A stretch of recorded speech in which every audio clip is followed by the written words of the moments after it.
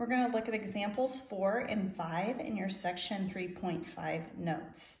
To solve these trig equations, these ones are going to be quadratic conform, so we really need to recognize that they are quadratic conform. So that means we should see a power of 2, okay, show up.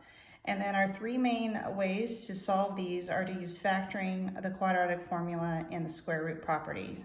So in example 4, we're going to see factoring, and in example 5, we're going to see the square root property show up. Okay, so let's go ahead and look at example 4. All right, so once again, we're solving the equation on the interval from 0 to 2 pi. We can see that's quadratic conform. There's our power of 2 showing up. All right, so we seem to have like 3 distinct terms. So the way to start these problems is to get it equal to 0. Okay, so I'm going to go ahead and add 3 cosine x over to the other side. Okay, and then we want to factor. So if it helps, you can think of factoring it similar to how you would factor if you ignore the cosine. How would you factor 2x squared plus 3x plus 1? Okay, that's essentially what we're doing here, okay? So factoring, we would multiply to the beginning term, okay? So that's no problem. So that we're gonna have a 2 times a 1, okay? Which you don't have to write the 1 if you don't want to, okay? And then we usually write x times x. Well, in this case, we don't have an x. We're gonna have a cosine x and a cosine x. Okay, when the last number is positive, our signs are the same as the middle, so we're going to have plus signs. And then we want to multiply to the end. So the only way to multiply to 1 is 1 times 1.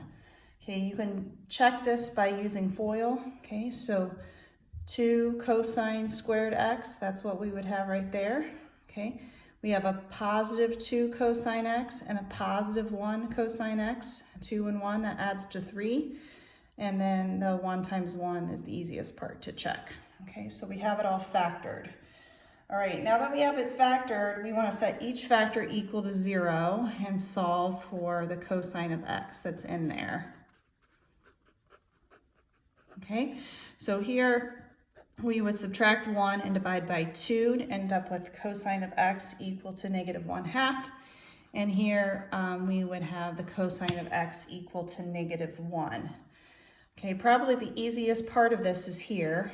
We know when the sine and the cosine gives an answer of 0, 1s, or negative 1s, if it's something quadrantal. So we're going to be looking at that. Okay, so the cosine is the x coordinate. So we're definitely not going to have to look at anything on the y-axis because the x coordinate is 0 there. Okay, if we look here, we have an x coordinate of 1. Okay. If we look over here, the x-coordinate is negative 1. So it ends up being that this is the one that we want. All right, and we know that that leads us to pi. So our answer is pi for this part. All right. Since we want our answers only in the interval from 0 to 2 pi, we know that that's the only valid one in that first period of cosine. All right, here we have to do a little bit more work involving our special triangles. So the cosine is negative. So we know that the cosine is negative in quadrants 2 and 3. So I'm going to go ahead and draw the triangles for those. Okay, so cosine is adjacent over hypotenuse here. So I'm going to go ahead and label the negative 1 and the 2. So that tells us that a side across from x is going to end up being square root of 3. And of course, negative square root of 3 there. All right, the most important part is that the reference angle is 60 degrees, or in this case, our reference angle is pi over 3, okay? Now we're gonna use that to try to find our quadrant 2 and 3 answer. So in the quadrant 2 answer, we're gonna take pi and then take off pi over 3.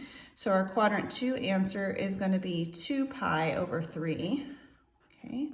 And then our quadrant 3 answer is going to be pi plus our reference angle of pi over 3. So we're going to get 4 pi over 3 for that one. All right, and that completes example 4. All right, so let's go ahead and look at example 5 now. Okay, so example 5 is already equal to 0, but we also see that it has one less term, so you could try to factor it, but the better method here is the square root property. Okay, so it'd be similar to solving 4x squared minus 3 equals 0. Okay, so in a situation like that in algebra, we would add 3, divide by 4, and then take the square root. So we're going to do a very similar thing here.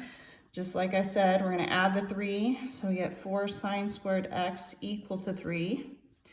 Divide by 4. Okay, so our sine squared x equals 4. And then we're going to take the square root to get rid of the square. Now be really careful here. When you're left with sine x, when you take the square root, you get positive, but also you get negative. We have the square root of 3, and then instead of writing the square root of 4, we're going to make that 2. Now here's the deal. This encompasses all the quadrants. Sine is positive in quadrants 1 and 2, but we know that sine is negative in quadrants 3 and 4. Okay, so we have the triangle drawn all the different places.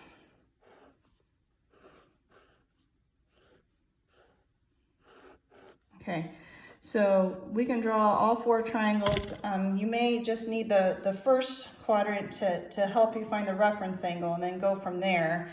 Okay, so sine is opposite over hypotenuse. Okay, so we can fill that in here, opposite, okay, over hypotenuse. So those would be the 2 positive. Okay, opposite, negative square root of 3 over hypotenuse, and the same thing here. The opposite would be negative square root of 3 over hypotenuse. Okay, so we can see the 2 positive answers that we'll get and the 2 negative. Okay, so more importantly, our reference angle, since we're across from the square root of 3, is going to be 60 degrees or pi over 3. Okay, so if we're in quadrant 1, our x answer is just going to be pi over 3. Okay, no problems there. In quadrant 2, we're going to have to take pi minus our pi over 3, so that'll give us 2 pi over 3. Okay. Quadrant 3 will take pi plus pi over 3, which gives us the 4 pi over 3. And then to get quadrant 4, we're going to look at the 2 pi and take off the pi over 3, and that gives us 5 pi over 3. So those are all the different answers from all the different quadrants that we need, and that does it for example 5.